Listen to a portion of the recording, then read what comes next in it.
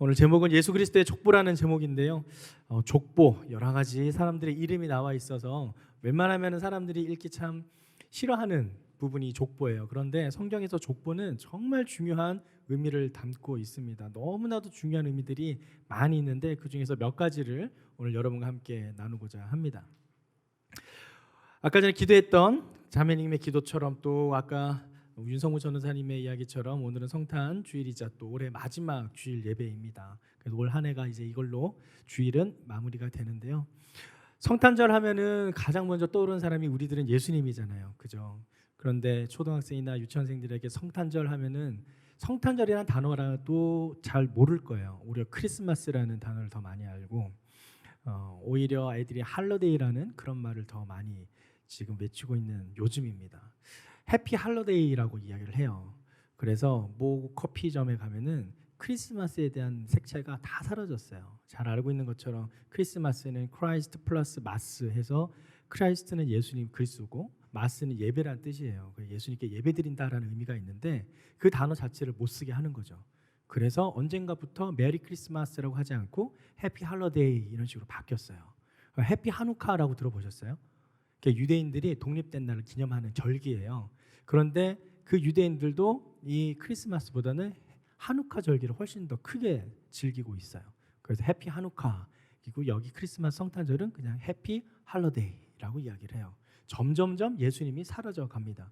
색깔만 남아요. 빨간색, 초록색. 색깔만 남고 그 분위기만 살짝 남았지 이 크리스마스의 본래 의미들이 다 사라져가고 있어요. 어제 이복 담당 목사님께서 설교한 것처럼 지금 시창학 광장에는 크리스마스 트리가 없습니다.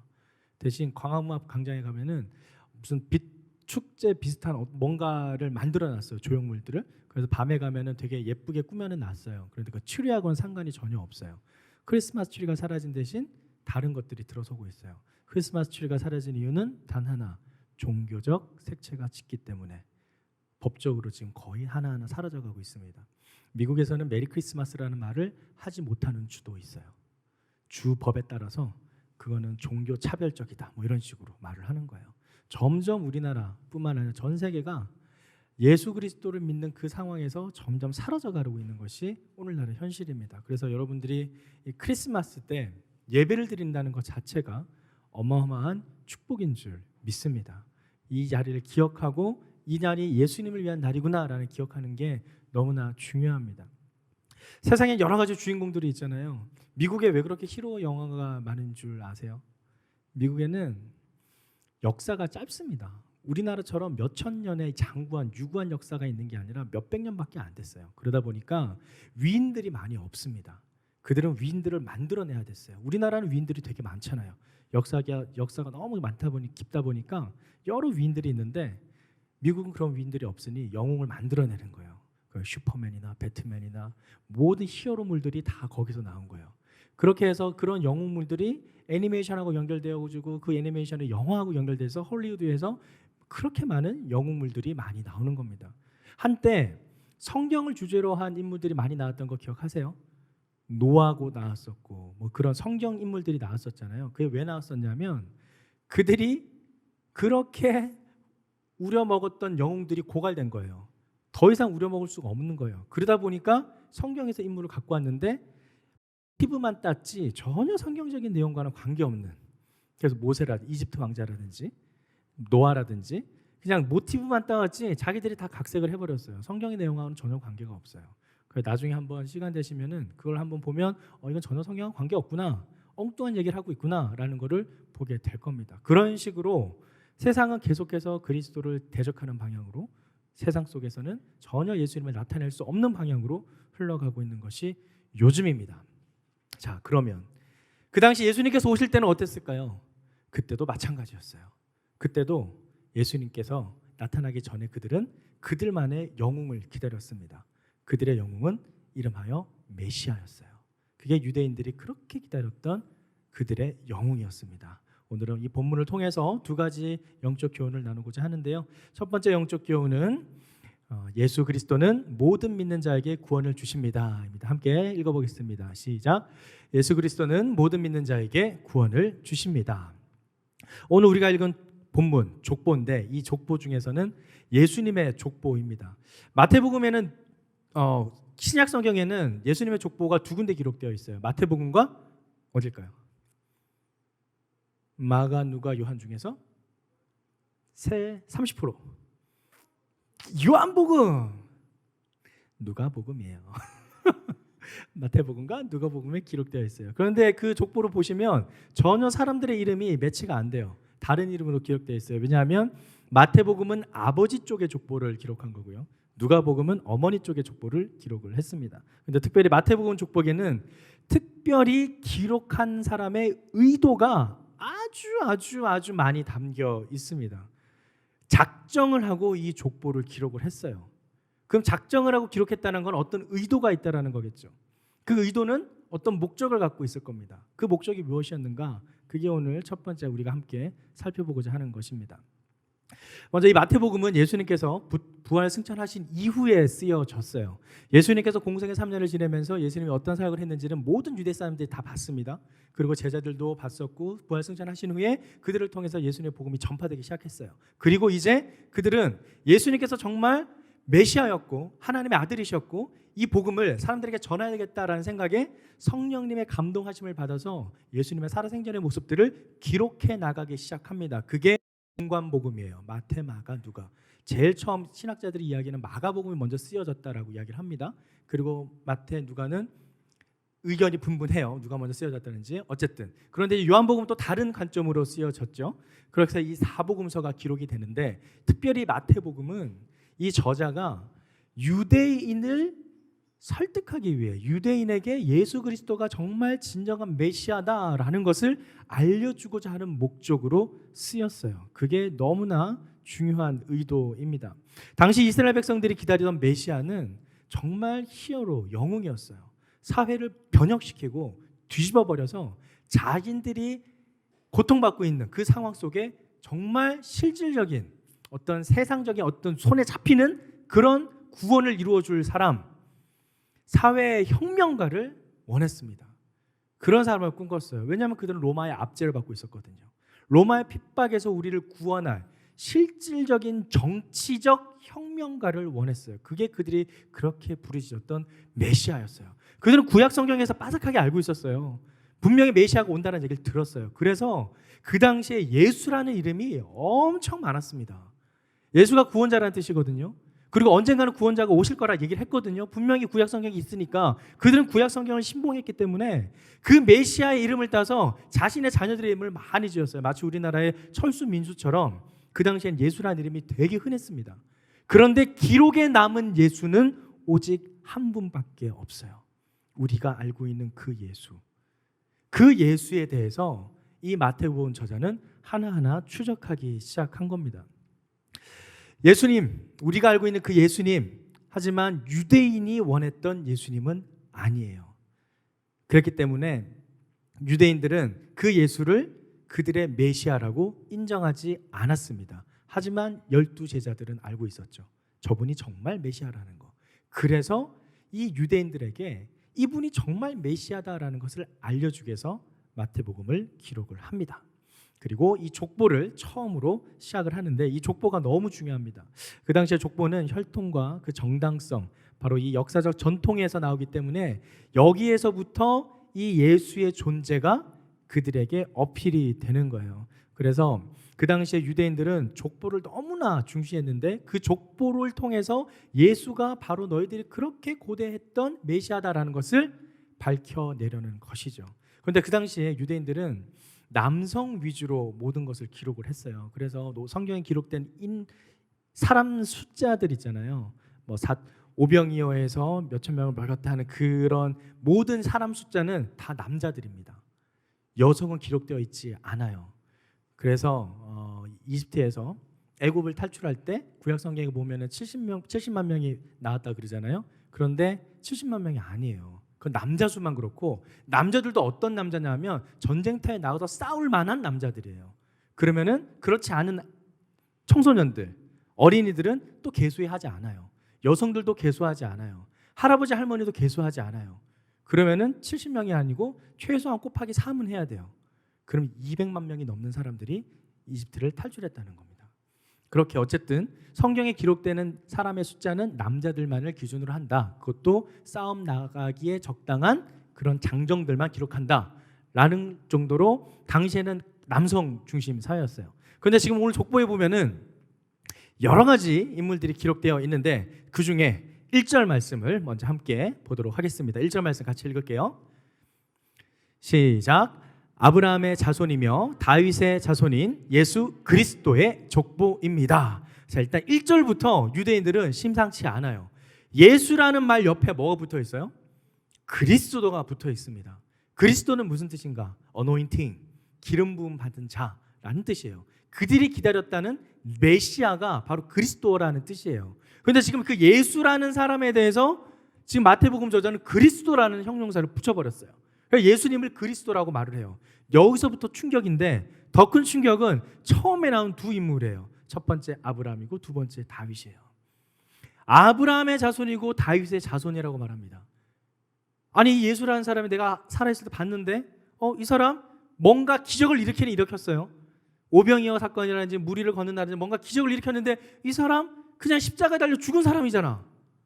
그런데 그 사람이 지금 아브라함의 자손이라고 다윗의 자손이라고 분명 그들이 기다렸던 메시아가 어떤 혈통으로 올 것인지 그들은 알고 있었어요. 구약에 기록된 것처럼 아브라함의 자손으로 올 것이다, 다윗의 자손으로 올 것이라는 그들은 알고 있었어요. 그런데 지금 마태복음 기자가 바로 너희들이 그렇게 좋아하고 존경에 맞지 않는 아브라함과 다윗의 자손이 바로 그 예수 그리스도다 라고 이야기를 하는 거예요.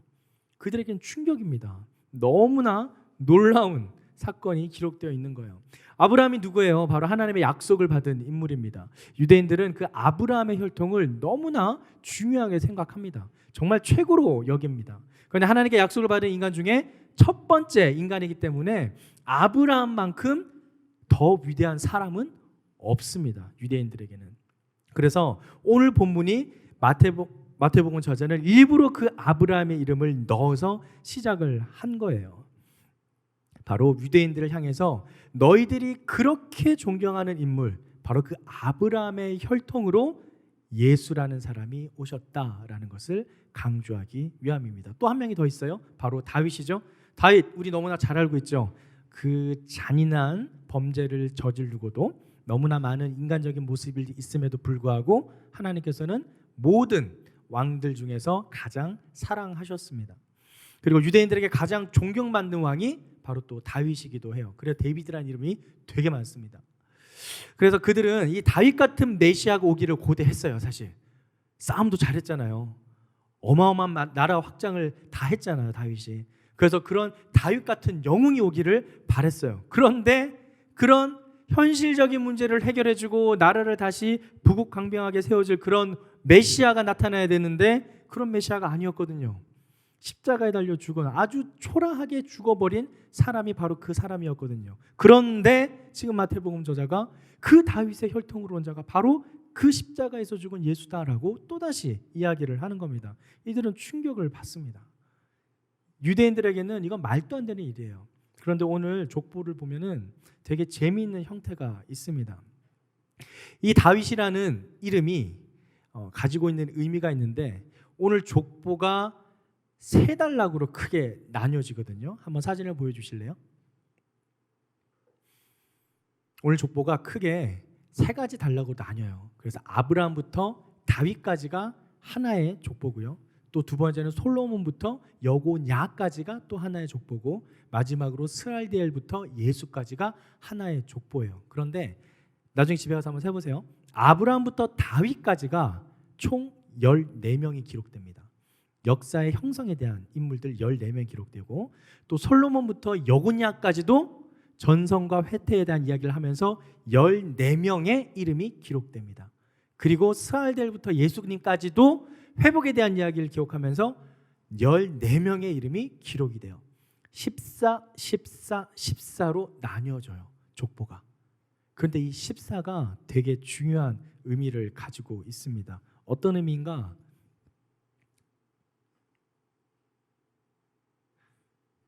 네, 그 다음 장을 보여주시면 돼요. 네, 데이비드라는 이름을 히브리어로 쓰면은 저렇게 돼요.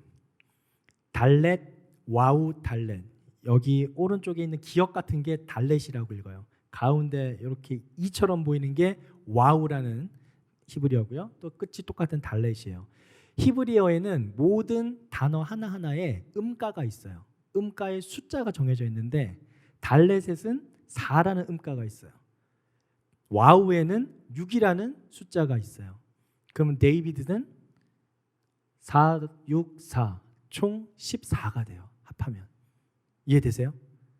다윗이란 이름 자체가 14의 숫자를 의미를 하고 있어요. 그래서 오늘 족보가 아까 전에 제가 뭐라 그랬죠?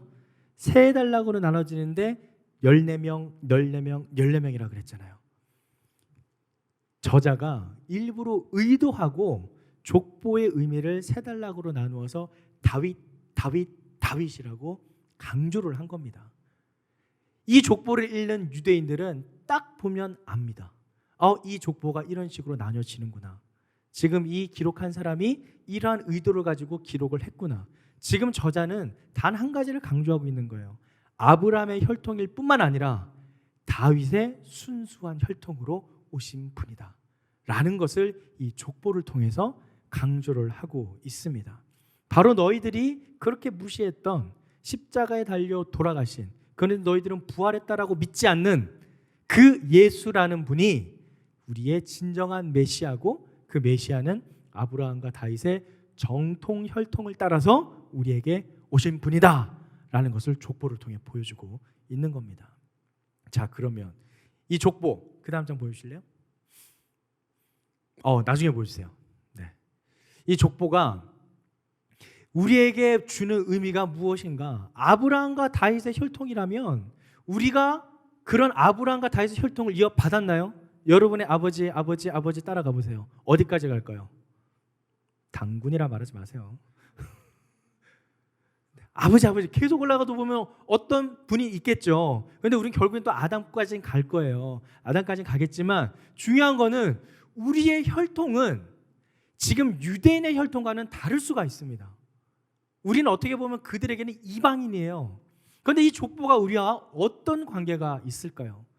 지금 이 마태복음 저자는 예수님에 대한 정통성을 아브라함과 다윗의 혈통으로 증명을 하려고 했지만 그 혈통이 그 예수를 증명하는 것에만 그치면은 이 족보가 우리하고는 무슨 관계가 있을까? 그런데 이 관계를 예수님을 믿는 믿음으로 말미암아 우리와 연관을 지을 수 있다라는 사실입니다. 그래서 갈라디아서 말씀해 보면 이런 말씀이 있어요. 갈라디아서 3장 6절에서 9절 말씀을 함께 읽겠습니다. 시작. 아브라함이 하나님을 믿음에 그것을 그에게 의로 정하셨다 함과 같으니라. 그런즉 믿음으로 말미암은 자들은 아브라함의 자손인 줄 알지어다. 이거 중요해요. 7절 다시 한번 읽을게요. 시작. 그런즉 믿음으로 말미암는 자들은 아브라함의 자손인 줄 알지어다. 그러면 우리에게 있는 믿음으로 말미암아 우리 또한 아브라함의 자손이 된다 안 된다? 된다. 그러므로 이제 8절 말씀 시작. 또 하나님이 이방을 믿음으로 말미암아 의로 정하실 것을 성경이 미리 알고 먼저 아브라함의 복음을 전하되 모든 이방인이 너로 말미암아 복을 받으리라 하였느니라. 그러므로 믿음으로 말미암는 자는 믿음이 있는 아브라함과 함께 복을 받느니라. 아멘. 믿으십니까? 우리가 피가 그 혈통을 따라서 아브라함에게서 이어지지 않을지언정 하나님께서는 아브라함을 통해서 이방인에게까지도 미칠 복을 그에게 주셨습니다. 바로 예수 그리스도를 믿는 믿음으로 말미암아 우리는 혈통을 넘어서서 믿음으로 말미암는 한 족보 안에 들게 되었어요. 그것이 하나님께서 우리에게 준 은혜의 선물입니다. 하나님은 모든 사람을 믿는 사람들을 구원하고자 하세요. 그래서 로마서 4장 16절에는 이렇게 기록합니다. 로마서 4장 16절 말씀을 함께 읽겠습니다. 시작. 그러므로 상속자가 되는 그것이 은혜에 속하기 위하여 믿음으로 되나니 이는 그 약속을 그 모든 후손에게 굳게 하려 하심이라. 율법에 속한 자에게뿐 아니라 아브라함의 믿음에 속한 자에게도 그러하니 아브라함은 우리 모든 사람의 조상이라. 아멘. 믿으십니까? 아브라함이 우리 모든 사람의 조상이 될 수 있는 것은 율법에 속한 자, 즉 혈통만을 따지는 그 유대인들 뿐만 아니라 믿음이 있는, 믿음에 속한 모든 자에게 동일한 유업을 허락하셨기 때문이에요. 그래서 우리가 예수 그리스도를 믿는다면 우리 또한 아브라함의 혈통을 잇는 믿음의 계보에 들어간다라는 사실입니다. 그래서 이 족보가 중요한 이유가 다른 나라 사람들의 삶을 보는 게 아니라 그들의 조상들만 보는 게 아니라 우리 믿음의 조상들의 계보라 할 수 있기 때문이에요. 1차적으로는 당시 유대인들에게 예수 그리스도에 대한 정통성을 증명하려 하였고 2차적으로는 이방인들에게 지금 전 세계에 흩어진 우리들에게 그 믿음의 계보가 이어져 가고 있음을 보여주기 위해서 마태복음 저자는 이러한 족보를 기록했던 것입니다. 우리에게 준 첫 번째 영적 교훈, 예수 그리스도는 모든 믿는 자에게 구원을 주신다. 예수 그리스도를 믿는 모든 자에게 혈통을 넘어선 믿음의 계보를 있게 하십니다. 이것이 바로 하나님이 우리에게 주신 놀라운 은혜입니다. 두 번째 영적 교훈을 함께 살펴보겠습니다. 두 번째 영적 교훈은 함께 읽을까요? 시작. 예수 그리스도는 모든 사람에게 구원의 은혜를 베푸십니다. 자, 이 혈통적으로 나온 이 아브라함과 다윗의 계보를 잇는 이 족보 14로 나뉜 이 족보 가운데 아까 살짝 먼저 보여준 아주 놀라운 이름들이 또 있습니다. 아까 분명히 족보에는 남자들의 이름만 기록된다 그랬죠. 그런데 이 족보에 무려 5명의 여성의 이름이 기록되어 있습니다. 한번 보여주시죠. 다말, 라합, 룻, 그리고 원래 우리아의 아내였던 여인, 그리고 마리아, 이렇게 5명이 기록되어 있어요.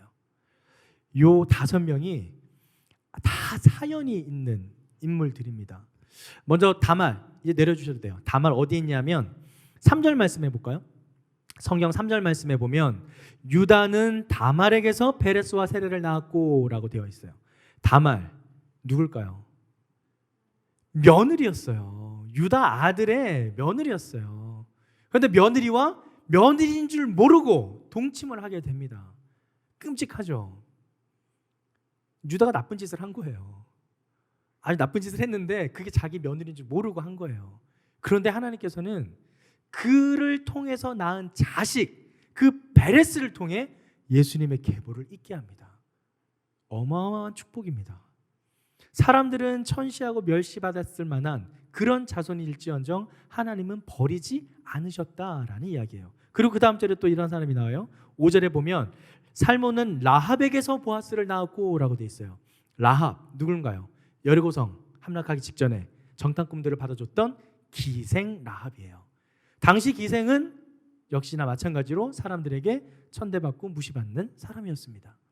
그런데 그 기생 라합의 무엇을 보고? 믿음을 보고 상천하지에 하나님을 두려워 떤다라는 그 믿음의 고백을 이 기생 라합이 했어요. 그래서 정탐꾼들을 숨겨주고 피하게 도와줍니다. 무엇을 보고? 라합의 믿음을 보고 그는 믿음의 계보 안으로 들어오게 됩니다. 신분을 초월한 하나님의 은혜를 이야기를 하는 겁니다. 또 누구죠? 바로 룻기라고 기록되어 있는 그 룻은 모압 여인의 모압 족속의 후예입니다. 모압 족속의 자손. 그런데 이 모압 족속은 뭐가 문제인가? 모압의 족속을 쭉 거슬러 올라가면 롯이라는 첫 번째 조상이 나와요. 누군지 알죠? 롯. 소돔과 고모라에서 멸망당할 때 도망쳐 나왔다가 자기의 두 딸과 함께 돌아 나왔는데 두 딸이 아버지 롯을 술을 먹여서 동침하고 둘 다 동침을 해서 임신을 하게 되잖아요. 그때 낳은 자녀가 모압과 베남미예요. 그 모압과 베남이 암몬 족속과 모압 족속이 되는 거예요. 그런데 그 암몬 족속과 모압 족속은 신명기 말씀에서 분명히 여호와의 총회에 들어오지 못한다라고 끊어버렸어요. 하나님께서 그들을 내쳐버렸어요. 그런데 놀라운 것은 하나님께서 그들을 내쳐버렸지만 룻을 선택하셨어요. 룻이 어머니에게 뭐라 그래요? 어머니의 하나님이 나의 하나님이 되고 어머니의 백성이 나의 백성이 된다라는 믿음의 고백으로 다른 동서들은 다 어머니를 떠나갔지만 끝까지 어머니를 따라가잖아요. 그 믿음을 보고 룻은 믿음의 계보 안에 들어오게 됩니다. 그 룻이 기록되어 있어요. 그리고 네 번째에는 6절 말씀에 기록되어 있어요. 이새는 다윗 왕을 낳았습니다. 다윗은 원래 우리아의 아내였던 여인에게서 솔로몬을 낳았고, 참 이 성경이 기가 막힌 게 이게 너무나 놀라운, 어떻게 보면 성경의 재미라고 할 수 있는데 저는 이거 읽을 때마다 막 전율이 일어나요. 왜냐하면 원래 우리아의 아내였던 여인 이름이 있을까요? 없을까요? 있어요. 누구죠? 밧세바예요. 그건 그냥 밧세바 하면 돼요. 근데 왜 밧세바라고 기록하지 않았을까요? 다말, 라합, 룻, 그리고 다윗은 밧세바에게서 솔로몬을 낳고 이렇게 기록해도 전혀 문제가 없어요. 그런데 밧세바 이름을 기록하지 않습니다.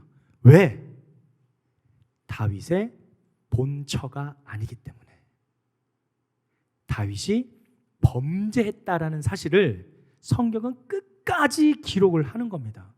원래의 남편은 우리아였기 때문에 우리아의 아내였던 여인이라고 기록함으로써 이 다윗이 낳은 솔로몬이라는 사람은 다윗의 본처가 아닌 다윗의 범죄함으로 말미암아 얻은 여인에게서 낳았다라는 걸 끝까지 성경은 기록하는 거예요. 여러분, 성경이 놀라운 것은 우리의 모든 삶 하나하나를 끝까지 추적한다는 것을 이러한 말씀을 통해서 알려준다는 사실입니다.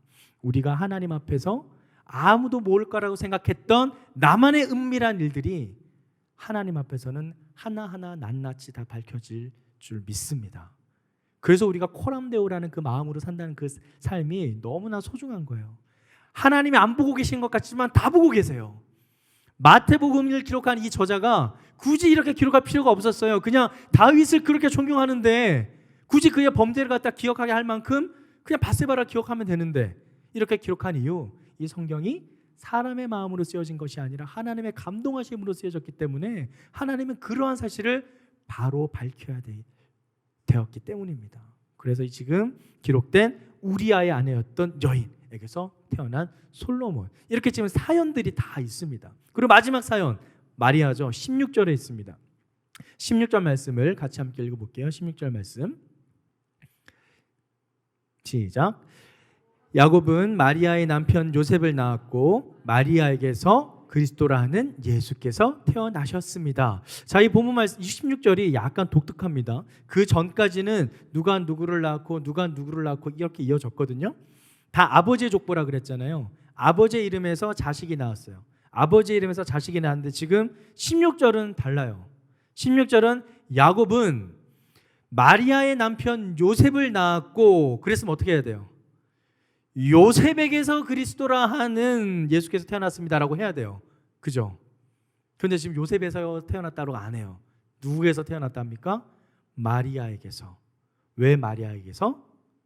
그 씨가 성령으로 잉태되었기 때문에. 아버지 인간의 몸으로 오셨지만 요셉의 씨가 아닌 성령님의 능력으로 잉태하여 태어났기 때문에 마리아의 자손으로, 마리아에게서 태어났다라고 기록된 겁니다. 이것은 창세기 3장 15절에 최초의 원복음과도 연결이 돼요. 뭐죠? 여자의 후손. 바로 이 여자의 후손은 마리아의 자녀 예수 그리스도를 가리킵니다. 창세기 3장 15절에 그렇게 기록되어 있잖아요. 여자의 후손이 너의 머리를 상하게 할 것이다. 뱀에게 그렇게 저주를 할 때 이야기를 하잖아요. 그게 바로 최초의 영적 전쟁을 하나님께서 이미 아담에게서부터 선포를 하셨고 드디어 예수님을 통해서 이루어집니다. 그래서 창세기부터 이 신약은 모든 게 다 연결이 돼요. 그래서 성경 통독이 너무나 중요합니다. 여러분 만약 시간이 된다면 시간이 되든 안 되든 꼭 성경을 꼭 통독을 하십시오. 창세기가 기억될 때 마지막 계시록까지 쫙 관통하면 성경의 정말 놀라운 정수들을 깨달을 수 있습니다. 지금 이 16절 말씀에서 분명 마리아의 남편 요셉을 낳았는데 마리아에게서 예수가 태어납니다. 지금 이 5명의 여인들 다 사연이 있어요. 처녀에게서 아이가 나왔고 기생이었고 며느리였고 범죄한 여인이었고 그런 다 사연에 있는 자들인데 그런 사연에 있는 사람들 한 명 한 명을 그대로 족보에 넣었다는 건 무슨 의미인가? 바로 하나님께서는 모든 사람에게 구원의 은혜를 베푼다는 거예요. 구원의 은혜는 모든 사람에게 베풉니다. 그런데 그것을 누리는 사람은 누군가? 믿는 자입니다. 바로 이 5명은 그것을 믿었던 여인들이었어요. 세상에서는 소외받고 천대받고 멸시받고 인정 못 받는 여인일지라도 예수 그리스도를 믿는 믿음, 하나님을 믿는 믿음이 있으면 바로 이 믿음의 계보 안으로 들어올 수 있다라는 것을 이 족보를 통해서 보여줍니다. 바로 유대인 너희들이 생각하지도 못한 방식으로 예수님께서는 이 땅에 오셨다. 그리고 우리에게 영원한 생명을 주시겠다고 약속하시고 또 그 약속을 규율이 아닌, 법칙이 아닌, 규칙이 아닌, 법이 아닌 은혜로 주시겠다라고 말씀하신 것입니다. 그것이 예수님의 계획이고 하나님의 계획이었습니다. 그런데 이렇게 오신 예수님께도 꿈이 있었습니다. 어떤 꿈이 있었는가? 누가복음 말씀이 기록되어 있는데요. 누가복음 4장 18절 19절 말씀을 함께 읽겠습니다. 시작.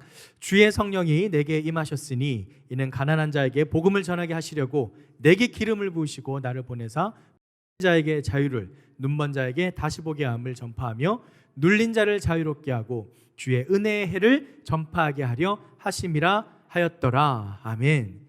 예수님께서 이 땅에 오신 이후 모든 사람을 위해서 왔지만 특별히 누구인가? 가난한 자에게 복음을 전하고 또 포로단 자에게 자유를, 또 눈먼 자에게 다시 보게 함을 전파하며 눌린 자를 자유롭게 하려고 하신다. 즉 예수님은 그 당시에 소외받고 외면받았던 그 모든 사람들을 다 품고 하나님의 구원에 이르는 은혜를 경험케 하기 위해서 이 땅에 오셨다라는 사실입니다. 그런 의미에서 마태복음 저자가 족보에 이 여인들의 이름을 넣은 것은 실제로 예수님의 족보마저도 하나님께서는 그러한 치밀한 계획 속에서 당시에 무시받았던 여인들을 통해 왔다라는 것을 우리에게 보여주고 있습니다. 하나님께서는 이렇게 족보 하나까지도 치밀하게 계획하셔서 우리에게 예수님을 선물로 주셨습니다.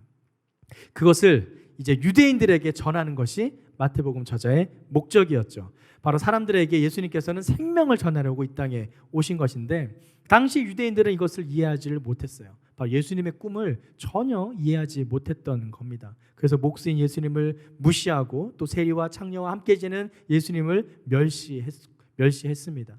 귀신을 내쫓는 예수님을 사탄과 함께 한다고 저주했으며 또 사람을 고쳐주는 예수님을 안식일에 범죄를 저지른다고 비난을 했습니다. 그들의 눈에 나타났던 그 예수님의 모습은 그들이 원했던 히어로, 영웅의 모습과는 달랐기 때문입니다. 하지만 예수님의 꿈은 단 하나, 모든 사람에게 은혜를 베풀고 또한 믿는 모든 자에게 구원을 은혜로 베풀기 위함이었다. 바로 우리에게 생명을 전하시는 것이었습니다. 바로 그것이 아브라함에게 약속했던 땅으로 약속했던 가나안 땅을 넘어서 영적인 의미의 모든 자의 구원을 이루고자 하는 하나님의 꿈이기도 합니다. 그래서 이 꿈을 이사야서는 이렇게 기록하는데요. 이사야서 9장 6절 말씀을 함께 읽겠습니다. 이사야서 말씀 시작. 이는 한 아기가 우리에게서 나고 한 아들을 우리에게 주신 바 되었는데 그의 어깨에는 정사를 메었고 그의 이름은 기묘자라 모사라 전능하신 하나님이라 영존하시는 아버지라 평강의 왕이라 할 것임이라. 평강의 왕이라 할 것임이라. 이 평강, 무슨 평강인가? 세상에서 누리는 그러한 세상의 평화가 아니라 하나님께서 주시는 진정한 평강을 의미합니다. 팍스 로마나라고 하죠. 세상적인 평화, 그런 평화가 아니라 하나님께서 주시는 진정한 평화를 바로 이 예수님을 통해서 이루시고자 한다라는 사실입니다. 이것이 우리에게 주시는 두 번째 교훈, 바로 예수 그리스도는 모든 사람에게 구원의 은혜를 베푸시러 이 땅에 오셨다. 사랑하는 우리 다윗 공동체 여러분, 여러분의 예수님은 어떠한 모습입니까? 여러분이 기대하는 예수님은 어떤 모습인가요? 유대인들이 기대했던 것처럼 어떤 히어로적인 나의 삶을 구원하실 어떤 특별함으로 오신 그러한 예수님인가요? 아니면 진정 우리에게 은혜를 베푸시는 바로 메시아의 진정한 모습으로 다가오신 예수님이신가요? 우리의 삶이 예수님을 나의 성공을 위한 도구로 사용하지 않기를 소망합니다. 나의 어떤 목적을 위해서 예수님을 사용하는 것이 아니라 진정 예수님이 오신 이 땅의 목적을 함께 이루어가는 우리의 삶이 되기를 소망합니다. 그 말씀 안에 거하며 정말 예수님께서 모든 믿는 자에게 구원을 주시겠다는 그 약속처럼 우리 또한 믿지 않는 자들에게 그러한 복음을 전하는 메신저가 되기를 소망합니다. 하나님께서 우리에게 주시는 약속은 바로 생명의 약속입니다. 바로 그 약속의 성취가 곧 예수님이셨습니다. 그래서 에베소서 기자는 이렇게 기록을 하는데요. 마지막으로 에베소서 2장 8절 말씀을 함께 읽겠습니다. 시작. 너희는 그 은혜에 의하여 믿음으로 말미암아 구원을 받았으니 이것은 너희에게서 난 것이 아니요 하나님의 선물이라. 아멘. 예수님은 이 땅에 무엇인가가 되기 위해서 오신 게 아니에요. 바로 이 선물을 우리에게 주신 겁니다. 그리고 친히 몸소 그러한 선물이 어떻게 살아가는지를 보여주셨어요. 우리의 삶이 그렇게 살아가기를 소망합니다. 이 기쁜 성탄절 우리의 삶을 돌아보면서 내 삶에 나타난 그 예수님, 내가 만들어낸 예수님이 아니라 내가 원하는 방향대로 보이는 예수님이 아니라 진정 성경에서 마태복음 저자가 족보를 통해 우리에게 가르쳐 주신 바로 그 예수님의 모습이 온전히 나타나기를 소망합니다. 바로 그 예수님을 붙잡고 하루하루 또 내년 새해에도 주님과 동행하는 저와 여러분의 삶이 되기를 간절히 축원합니다.